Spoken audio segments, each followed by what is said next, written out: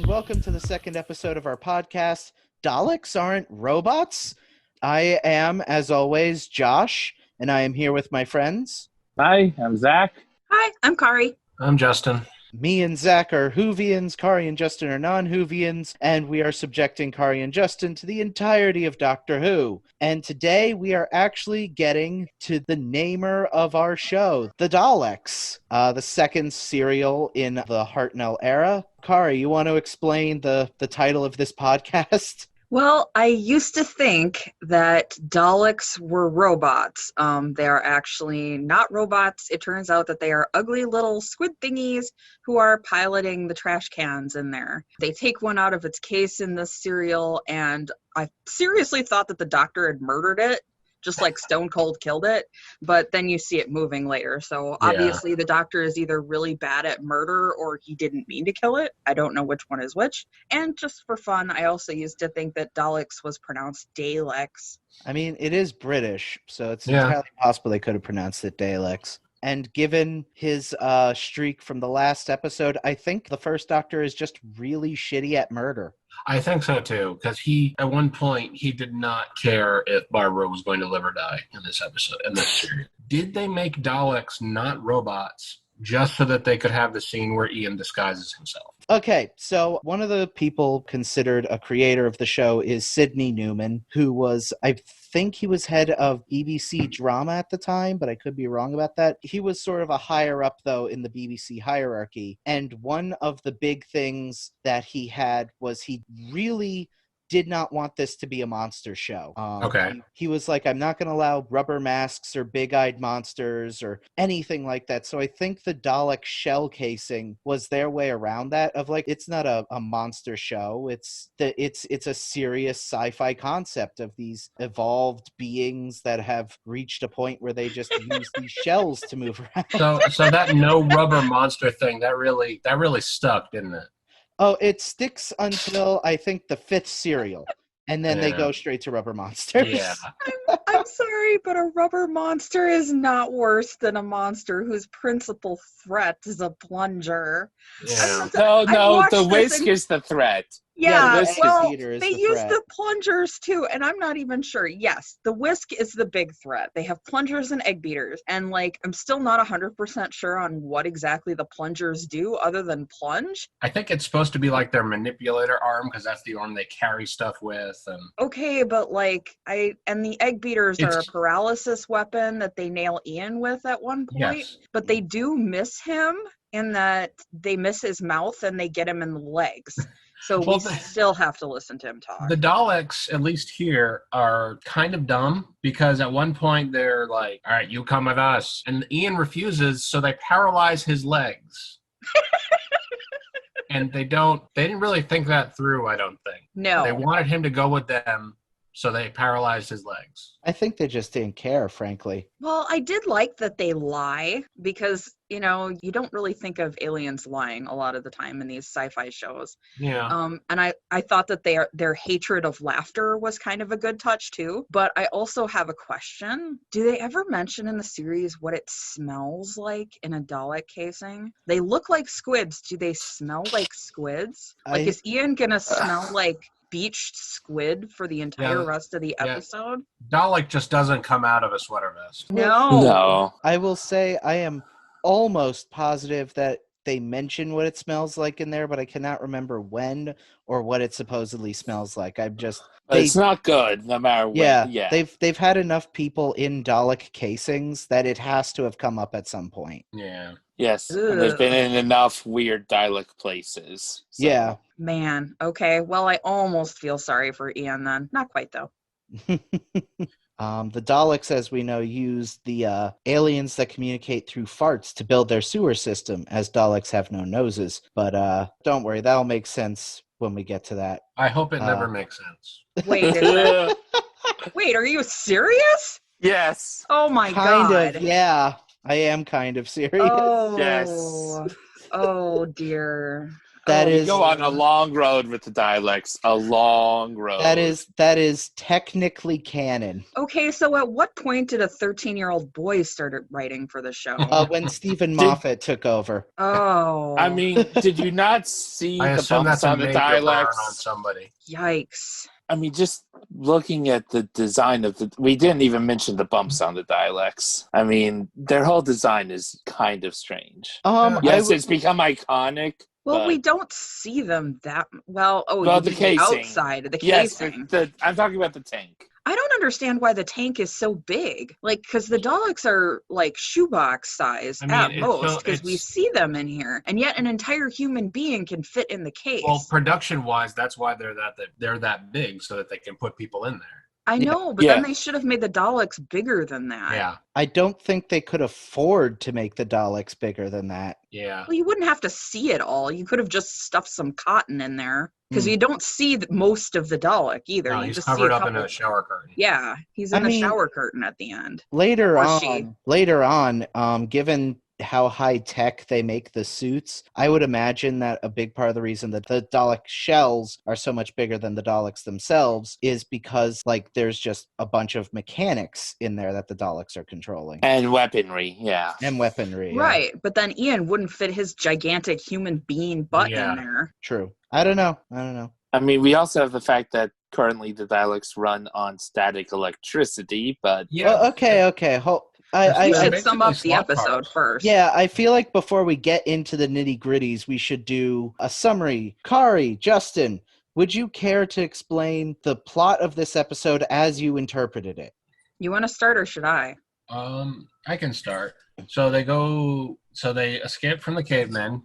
Yep. And they jump in the TARDIS, and then they show up at a place where the radiation level is super high. But they don't know it at first. Yeah, they don't realize it at first. So they wander around a petrified forest with hilarious lawn art. And then they see this enormous, cool-looking city, which is actually a miniature, and it's super cute. Yeah. But it's also kind of cool looking. They actually made it look really neat, yeah, considering their budget of 64 cents. Yeah. And so the doctor wants to explore the city. Ian and Barbara are wet blankets, and they don't want to explore the city. So the doctor, forces them to, essentially, by claiming that some part is broken and it needs a refill of mercury. They need mercury, and obviously the city will have tons of mercury just lying around. Yes. Was his exact argument. Yep. Right. So they have to go and look for mercury in this city, even though the doctor is totally lying. Yeah, because he wants to go look at the city. Ian and Barbara mostly at this point just want to go home. Right. And they're super wet blankety about it. Yeah. Anyway, so they go explore the city. They split up like a bunch of blithering idiots yet again. Some people get captured by some Daleks. It turns out that the Daleks and the Thals, which is the other group of people on this planet, are survivors of a massive war, and they're descended, I think, from the same people, is the implication. And so a whole bunch of stuff happens with that. Eventually, the Doctor and the other characters team up with the Thals, and they beat the Daleks.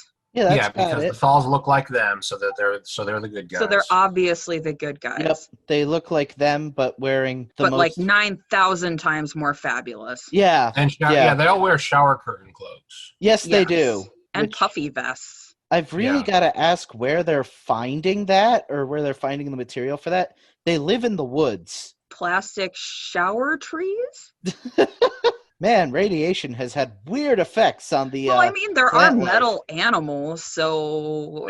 That is true. It wouldn't be stupider than that. I don't know. That is true. And I love the little fascinator that the woman wore. That was so cute. That would totally fit in at, a high fashion horse race or something in Great Britain. She looked like Cindy Lou Who. She did. It was great.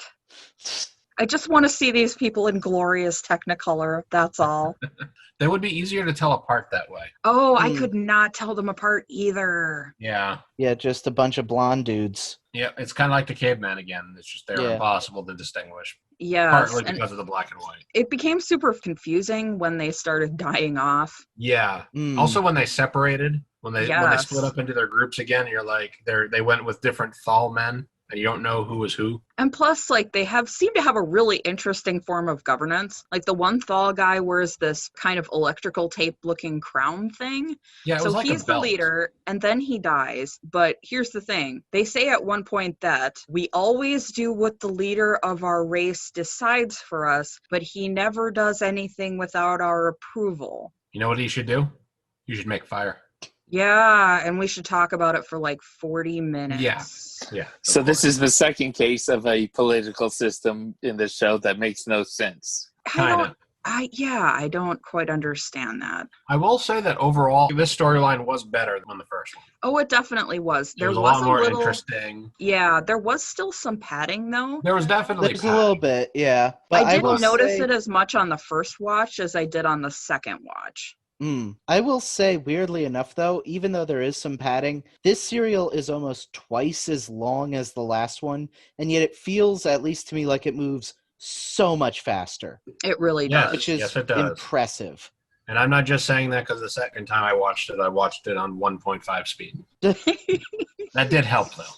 Yeah, there's some padding. The only case of like really extreme padding, in my opinion, is the bit towards the end where it's like we have to attack the city. Well, we need to split the group up, and this one group needs to go around the back through this like never previously mentioned swamp that's full of monsters and stuff. And we spend like the swamp stuff. They spend a little more time in the cave than they need to. Yeah. Susan, when she's going back to get the drugs, they spend a little more time in the forest than they really need to. There's a lot of sneaking around the Dalek corridors, more than there needs to be, but it's just little bits extra in various places, so it doesn't stick out nearly as much. And there's more going on. Like, there's actual intrigue between the Thals and the Daleks. There's a direct reason for our main characters to care about what's going on. We mostly care what happens to them, except for Ian, but... Well, let's talk about the people. Susan is still the only one who wants to be an adventurer. Yeah.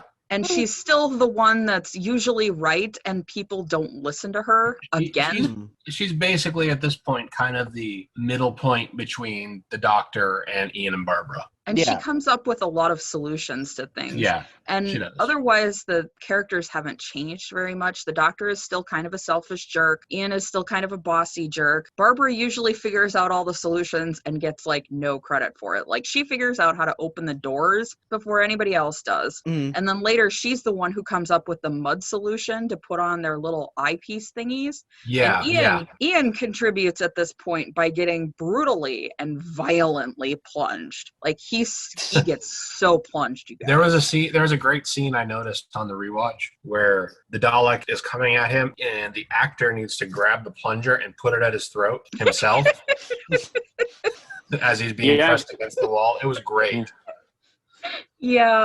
Yeah, I mean, and the women takes turns screaming again, which is like, okay.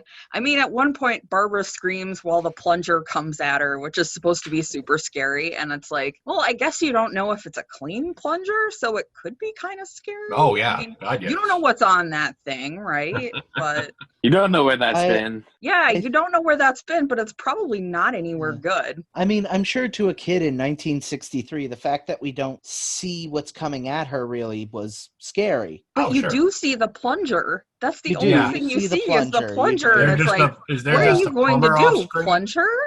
I don't know what they intended to do. Do you not know how terrible plungers were in 1960s Britain? So many deaths. Oh my God. And speaking of deaths, again, I have to go back to stop splitting up the party. They keep doing it. And the first time in this one, it leads to everybody getting captured by Daleks. Yes. Starting with Barbara. And the other time, one of the Thals meets death by tentacle thingy because of it, like in the swamp. Yeah. He goes off by himself, shock, gets murdered. Yes, one of the Thals who is harder than the cavemen to tell apart. Yeah, he's a blonde guy. That's about all I could say. Yeah. I guess there's one thing about the Doctor that I hadn't ever heard or like known about before this that was in this one as well. He says at one point, I am too old to be a pioneer, although I was once among my own people. So I'll be interested to see if that gets some kind of a callback later or any kind of indication of what the heck he was talking about there. I won't say anything on that. We'll find out together if they get into that. No idea. Well, we won't find out together. Zach and I know. But, yeah. That's um, another long road. Yep. And we find out some things about the setting in this one too. Like we find out what they eat and breathe, all those other science facts. Like they eat candy bars that taste like bacon and eggs. Yep, from a food machine. Yeah, from a food machine, which I thought was really kind of cute. And their view screen, I don't know if you guys noticed this, but it's like teeny tiny, itty bitty witty by today's standards. You know, we've all got these giant big screen TVs, and of course they have cathode ray tubes or whatever. So they're, you know, you can't make those that big very easily. So they have this teeny tiny little view screen. It's so cute. And at one point, you guys, they find a Geiger counter in the Dalek city that says danger on it in English. Yeah. Well, I'm not sure if they've established this yet, but the TARDIS is supposed to act like a universal translator. They definitely have not established that. No, they definitely have not established that. And also, the TARDIS isn't there. No, but if you've traveled in the TARDIS. You've traveled in the TARDIS, it translates for you forever. And so that it works on your eyeballs as well. Yep. Yes. Yep. So this means that every companion the Doctor has ever had can get like jobs as a translator without any issue. Yes. They wow. should. You'd think they would make better use of that, frankly. Yeah, really. I sure would. I can understand and read all languages now, so yeah, I got that going so for me. Convenient. It surprisingly doesn't come up that much. Also, I thought it was super hardcore that the TARDIS has a lock that if you open it incorrectly, it melts things. That's pretty cool. Yeah. That was pretty hardcore. So not only do you have to have the key, you have to have someone who knows how to use the key. So Barbara and Ian are not getting out of their stocking situation anytime soon. No, Barbara and Ian are going to very much learn not to stalk students home after this. God, I hope so. Ian does take some actual responsibility. He says specifically, I admit a small part of the blame is ours. Small? You stalked your student home, you maniac.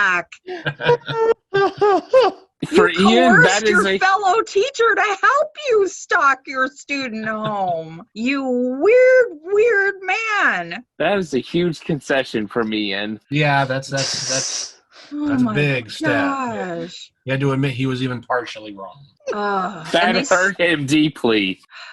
I wish it could hurt him more. No, he wasn't that bad in this episode. He really actually wasn't.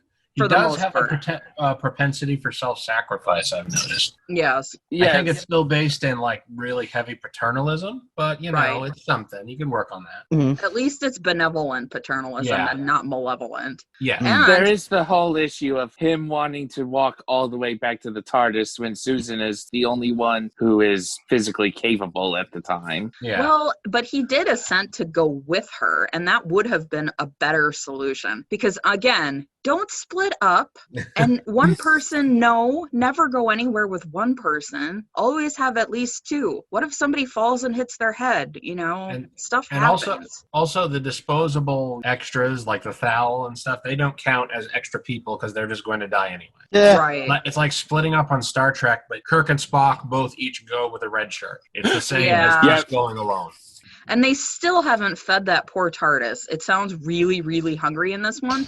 But to be totally fair, the only animal on this planet was a dead metal thing. So I doubt it could eat. Yeah, and the tentacle thing. And the tentacle thing. And I think that might be too big and probably doesn't taste as good as a goat. So like, okay, fair enough. Maybe they could give it candy bars. It might be actually made of like shower curtains. Yeah. That could be where they got their clothes. That could be. But I liked a lot of things about this episode. I liked the city design. a lot, even if you can tell it's a miniature far shots, but like whatever, this is a TV show from the era that it's from. I liked the design of the sets, although you could tell that they had like 2 or 3 teeny tiny little sets. They got a lot of mileage out of them with the way that they were shot, I thought. And I liked the asymmetrical doors and hallways. It kind of reminded me of that scene in Ghostbusters where they say no one human would stack books that way. Yeah. Like no one human would build a corridor that way. I did like the design, like the Dalek consoles that obviously were made for their one plunger limb.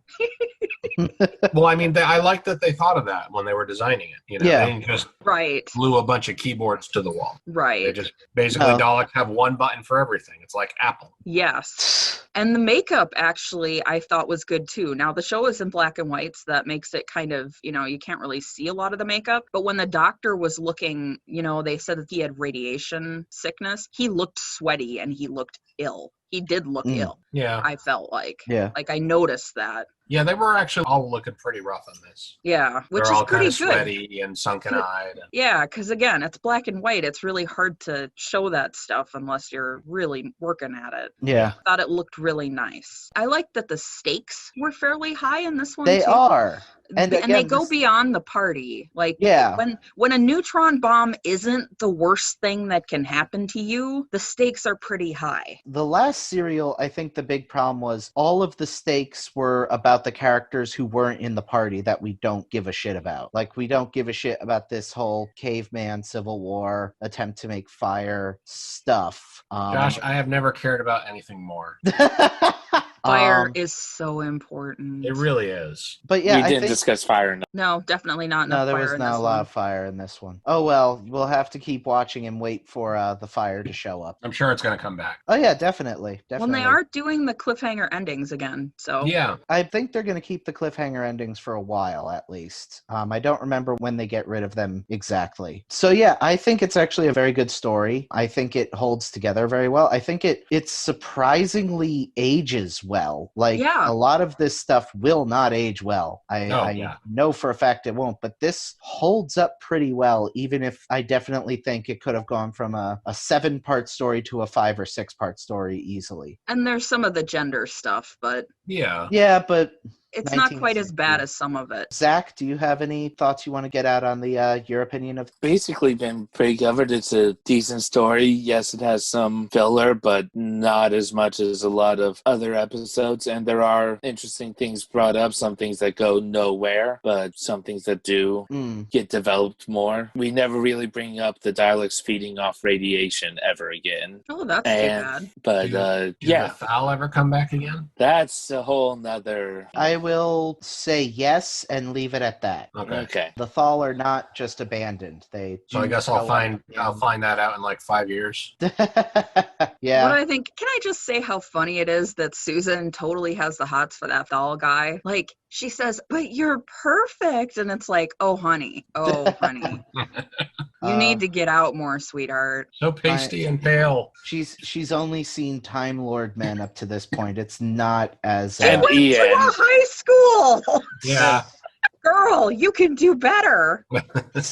We should create like a ranking of potential boyfriends for Susan going forward. And Barbara has one in this episode too. Oh, yeah. And I thought he was okay. He certainly treated her with more respect than Ian does. Not hard to do. True. But I did like it when he said, do you always do everything that Ian tells you to do? And she says, no, I don't. Barbara, I think, is the character who has the most of an arc of this batch of companions, in my opinion. Yeah, that comes in later, but yeah. I like her more now than I did, although she could still do with some screaming less. Yeah. Well, unfortunately, she's a 1960s. Yeah, she's a woman character in 1960s sci-fi, so... Although I say that, and Uhura didn't scream all that much, so... Nope. Uhura also wasn't around yet. That's 3 years out from here. Okay, so we've covered design. We've hit the broad points of the story. Something, though, that I did want to discuss was larger themes of the serial. The Daleks have become one of the bigger concepts of Doctor Who. And I do feel like you can see traces of it here. Terry Nation, who wrote this serial, Justin, I think you're a Blake Seven fan, you said, right? Yeah, Yeah. and I did recognize the name, yeah. Terry Nation went on to create Blake Seven. He intended the Daleks as a metaphor for Nazism and fascism. Yeah. So I thought we could discuss that a little bit if you guys pick that up. We'll do some deep reading of this British children's sci-fi show. I did not pick up on that at all. They seem very one-dimensional or two-dimensional, perhaps. They're just evil. They just seem really evil. And that's, I mean, if you're going to have a Nazi analog, that makes a little bit more sense, I guess. But at one point, they do kill the Thal leader, and the Doctor, in fact, calls it out as being pointless and evil. Yeah. In those exact words, I believe. And actually, the death of the leader, it did have Chamberlain vibes to me, too, because he was there trying to make friends with them. Right. So I could kind of see that illusion a bit. They don't seem as competent as the Nazis, but at the same time, the Nazis were not really as competent as the Nazis would like us to think. I mean, they like to project that image of strength and perfection, but it very much was not the case. Well, and it is that self-image of perfection, if I recall, is mentioned by the Daleks in the serial. They discuss themselves as our species will go on at the destruction of all others because we're just so perfect we deserve to survive, which is very Nazi. That's a strong Nazi ideology there. Mostly they just seem self-absorbed. Yeah. They didn't really have an opportunity to display any what we would consider fascism. Yeah, I think we'll see a bit more of that going in the future, but I think the seeds of it are there. Well, they certainly don't care all that much when their own people die either. Yeah. Though, if you can kind of point that out in connection with fascism, like they feed the anti-radiation drugs to several sets of Daleks, and the first set all dies. The only thing that they seem to care about is that might disrupt the work. Yep. They don't mention anything about the terrible loss of life or, oh no, we're not going to have enough genes to perpetuate our perfect species, or, I mean, there's just no concern for them at all. Yeah, they are distinctly like Saturday morning cartoon evil in a sense. Like there is not a lot of depth to them, but I would describe it as sort of window dressing. In particular, the stuff with the Thals, I think, is definitely supposed to be like criticism of those who felt that they could bargain with Nazis. Well, yeah, and the show does particularly call out pacifism. Yeah, it does. I noticed with that. The idea that pacifism only works when everyone feels the same way, I think is how Ian puts it. Yeah, that's almost exactly how I put it, yeah. Given what's going on today, I feel like that's taken on kind of a new meaning. Yeah. We have all of the Black Lives Matter protests, and the anti-protest side often goes like, well, why aren't you finding peaceful means? And it's like there just never seems to be a peaceful enough means. It's never enough peace to actually work. And here they're sort of going like, if they're not going to be peaceful, then we should not be peaceful. You can't just piece your way out of all situations. Well, and I think it's even stronger than that. I think the show seems to be taking the side that pacifism is stupid, just like inherently stupid. Like, I think it came out really hard against it. More hard than, I mean, because it certainly has worked in the world in various places, just not against Nazis. No. Depending on how you... In the 60s, Britain still had an air of militarism and empire about it. So I think those attitudes kind of are being shown in the show in this case. Yeah, I suppose there is a bit of that in there. I mean, the big influence that, as far as I can tell, everyone has said is Nazism, and in particular criticism of declarations of pacifism against Nazism, which I think we all agree we see. It does come out very strongly against pacifism, which I'm not sure. In some ways, I feel like that's become more relevant. In other ways, I guess you could say it's less. It's an interesting exploration, I guess. It's better than the modern Doctor, in some cases, idea of speaking pacifism and then not practicing it. Yeah, that's a big issue I have with the 10th Doctor, David Tennant's Doctor, is he frequently gave long speeches about being the man who never would, as he says, the guy who doesn't use guns and who will give everyone a second chance and find another way around any situation, and then will kill a bunch of people because they're, just bad. Oh, he was not gentle with throwing that Dalek on the floor. Nope. Not to mention the fact that I'm not even sure Daleks can survive outside their little cans. Like, they Yeah. don't talk about that at all. I don't know if they just stone cold murdered that thing just by leaving it out, because that's certainly a possibility. It is unclear. It is unclear, especially at this point. Yes. Yeah, I remember when they opened it up and they didn't show us, but it was apparently so disturbing that they told the women folk to go watch the hallway. Yeah, that is a Doctor and thing. Ian, while the doctor and Ian took the Dalek out of the case. Yeah, that is the thing that, if I recall, does come up a lot in this first season. It's a little obnoxious by today's standards. There's a constant stream of, we must protect the women folks Oh, from the yeah, harshness of the situation. And Are It's they that really thing- protecting the women folk, or did they just not want them to know that they're stone cold murdering this thing? That could be too. also I mean, what possible. if it's cute like a puppy? We don't know. I mean, a obviously puppy with they- ugly obvious- tentacles, but still. Obviously, the showrunner just didn't want to show that all it was just like a pile of sponges or whatever. But Oh, I I, think- doubt they even did that much. I think it was a glove, honestly. yeah, I think it was just a glove. a glove that we stuck in a shower curtain Yeah. with a pillow. Look, they had a budget of 64 cents. They weren't going anywhere with. Pins. They were. This is Britain. 64 pence. They had at least $1. That's fair.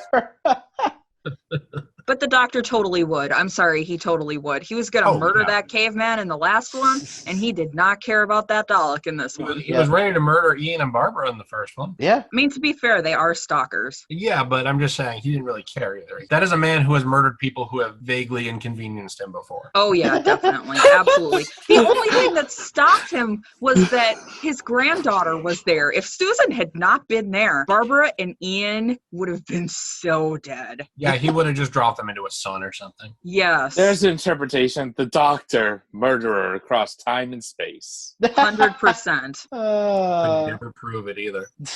Doctor. There's not any evidence left after you Exactly. drop someone in a sun. I would definitely watch a slasher show based on like the Doctor, where like the Doctor is a Jason Voorhees type slasher who just goes through time and space murdering people. I thought that's what we were watching.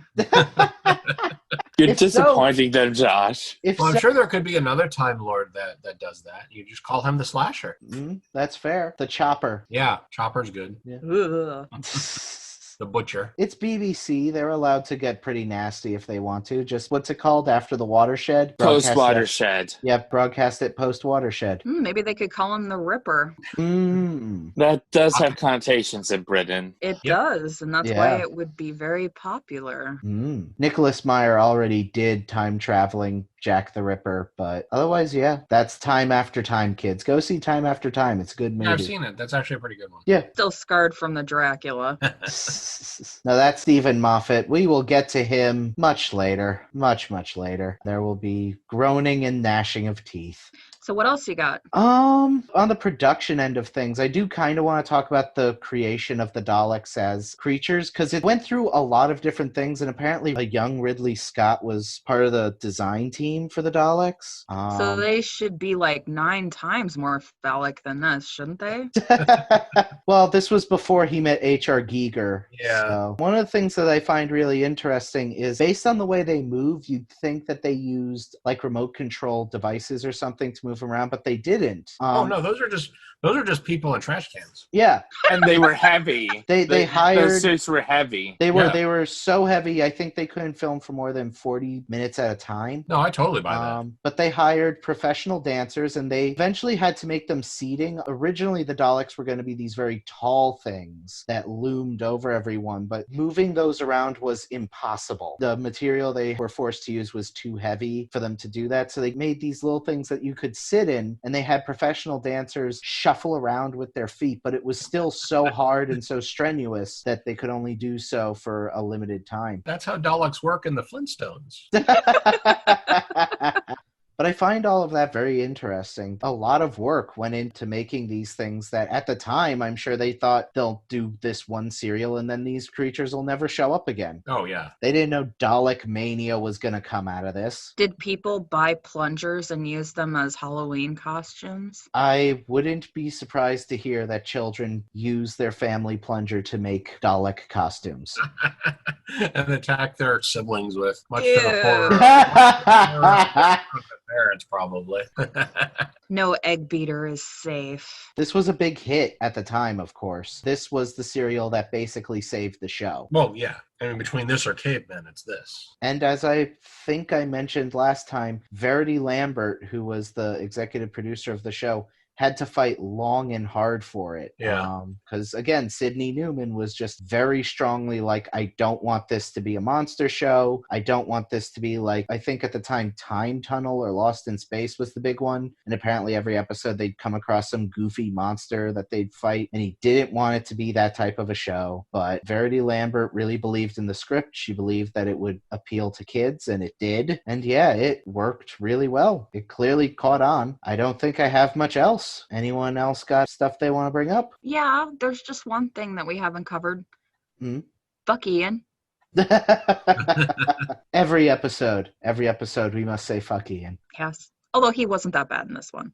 No, he But wasn't. still. No, he did lose the Mercury, but that's not entirely. That wasn't his fault, though. No, the Daleks took it. Yeah, the Daleks took it from him while he was unconscious. Yeah. Yeah. You can't really blame that on him. I guess you can blame him for not checking afterwards, but Yep. There was a lot going on then. yeah, there was a lot going on. Yeah, he's not that bad in this one. Oh, I do want to mention very briefly that Carol Ann Ford, who played Susan, is Jewish. And given that at the time, even then, Terry Nation was thinking of the Nazis, I do kind of wish they'd given her something to say just for a meta-textual thing. Yeah. I'm not sure if that's something they would have thought of at the time. That's very interesting. Well, and I thought it was super interesting, too, that the doctor called them out for being evil and murderous, of all people. Again, Wow. he was going to straight up murder that caveman in the Yeah, last he one. may be murderous, but he's not evil, I guess. I guess. For some reason that we're not sure about. I mean, I guess it takes one to know one. Maybe. Just as a interesting technical thing to show the budget that they were working with, the lights on top of the Dalek in this episode were ping pong balls with Christmas lights in them that the people inside were connecting wires together to light up when they spoke. Nice. Oh my gosh. I did love it when Barbara said, Ian, what are they? Do you think they really are machines? Do you think someone's inside? Yeah. Because that would not be my first thought if I saw those things. It would not be, is someone in there? I am still not totally convinced that they did not do that just so they could have Ian be able to get inside. Possible. Mostly because that's a story type thing that I myself have done, where you come up with an idea that you want to see happen, so you kind of have to go and tweak things. So what you're saying is the Daleks were created so that the creators of the show could put Ian in a trash can. Sure. Well, that is one interpretation. Yes. That does fit the theme of our podcast. So I'm yes. for it. Yeah. I guess that's the lesson of today. This entire story exists to put Ian in a trash can. The moral is there is no length that is too far To call Ian trash. to stuff Ian in the trash. All right. So I guess this is another one in the can, so to speak. With Ian. With Ian in the can, canned Ian. That's never going to sell. No, don't buy canned Ian. It does not taste good. Smells like tweed and paternalism. And whatever Daleks smell And like. squid. And squid. With hints of squid. Who wants their Ian flavored calamari? I thought we'd have more to talk about, and I guess we did. We found it. Yeah, we got found there. the more to talk about. It was actually just a pretty good episode, really. Yeah, There was some adding, but overall it was good, very competent. Yeah, I guess. With a podcast like this, there's less to talk about if something is competently made. Yeah, I guess we've got to wait for the bad stuff to come around. It'll come back. We'll get back to the stupid. Marco Polo. I didn't know we were letting the audience know we watched ahead a little bit. Well, unfortunately, we're not on Marco Polo yet, because next time we are going into the first bottle episode of the show. Nice little budget episode that was made by one of my favorite writers, and in my opinion, a very underrated serial, The Edge of Destruction. So, yeah. Not to be confused with Eve of Destruction, the song by Barry Maguire.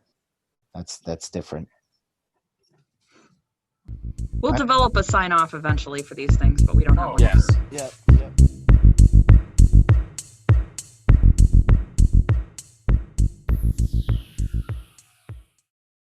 Do you think they really are just machines? What do you mean? Well, I was going to say, do you think there's someone inside them?